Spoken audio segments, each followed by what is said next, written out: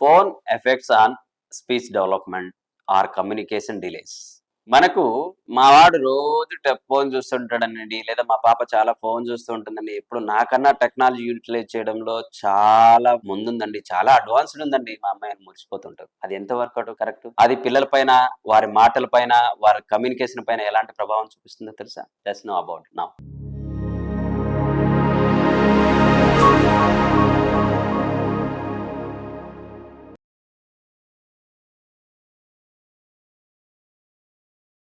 Hi, hello, namaste. Myself, Dr. Gangaraju, Senior and Clinical Speech Pathologist and Deglutologist, Fellow in Cochlear Implants and Vestibular Medicine, Fellow in Aspiration Prevention and Swallowing Management. Yes, mobiles are smart gadgets. అవి మీ పిల్లల communications ని చాలా చాలా severe గా effect చేస్తాయి. ఒకసారి మన అబ్దుల్ కలాం గారు ఏమన్నారంటే ఆయన ప్రసంగంలో, టెక్నాలజీ ఎలా యూటిలైజ్ చేసుకోవాలో తెలుసుకుంటేనే అప్పుడే వాటికి సార్థకత.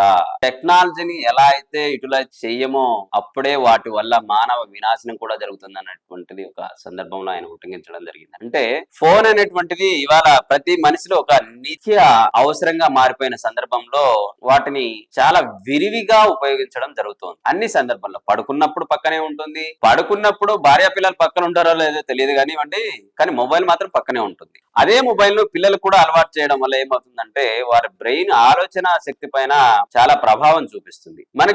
మనం చాలా చోట్ల ఉంటాడు, ఇది వన్ వే అండి, మనం ఒకవేళ ఈ రోడ్ లో వెళ్ళేటప్పుడు మనం ఇది వన్ వే కాబట్టి మనం యూటర్న్ తీసుకోవడానికి చాలా దూరం వెళ్ళాలి, ఇక్కడికి మళ్ళీ ఇది ఉండదు అని చెప్పేసి, ఎందుకంటే return mobile is the one way communication for children. వాళ్ళ ఆలోచన శక్తిని హరించి వేస్తుంది. వాళ్ళని కేవలం ఇన్ఫర్మేషన్ ఫోర్కాస్ట్ చేస్తుంది కానీ ఆ ఇన్ఫర్మేషన్ కి తగిన విధంగా ఎలా రియాక్ట్ అవ్వాలనో పిల్లలకు తెలియదు.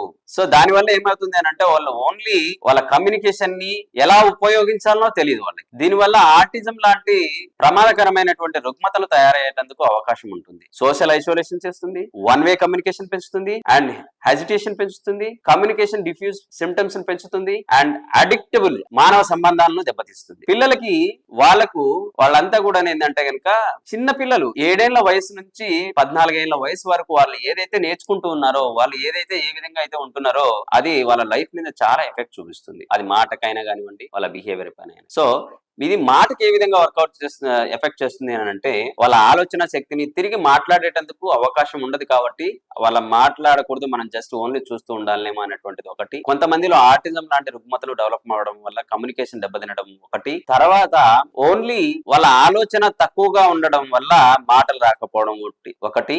అండ్ ఆ కమ్యూనికేషన్ ని ఎప్పుడు ఎలా ఎక్కడ ఏ విధంగా ఉపయోగించాలనో తెలియకపోవడం ఒకటి. ఇలాంటివన్నీ మొబైల్ ఎక్కువ స్క్రీన్ టైం ఇవ్వడం వల్ల పిల్లలకి ఇలాంటి సమస్యలన్నీ వచ్చేదానికి అవకాశం ఉంది. కాబట్టి మాటకి మొబైల్ ఆర్ స్క్రీన్ టైం అనేటువంటిది ఒక అతి పెద్ద అవరోధం అన్నటువంటి విషయాన్ని మీరు ఈ రోజే రియలైజ్ అవ్వండి. మీ పిల్లల కమ్యూనికేషన్ లేదా మీ పిల్లల యొక్క మాట పైన ఎఫెక్ట్ పడకుండా వారికి ఆటిజం లాంటి రుగ్మతలు రాకుండా జాగ్రత్త పడగలరు. ఒకవేళ మీ పిల్లలు ఎక్కువ మొబైల్ చూస్తుంటే ఒకసారి వారికి ఏమైనా సమస్య ఉందా అని తెలుసుకోవడానికి ఇవాళే ఏషియన్ ఈఎన్టీ కేర్ లో ఉన్నటువంటి స్పీచ్ పెథాలజీ డాక్టర్ గారిని సంప్రదించేసేసి మీ సమస్యకు పరిష్కారం కనుగొన్నారు. Thank you.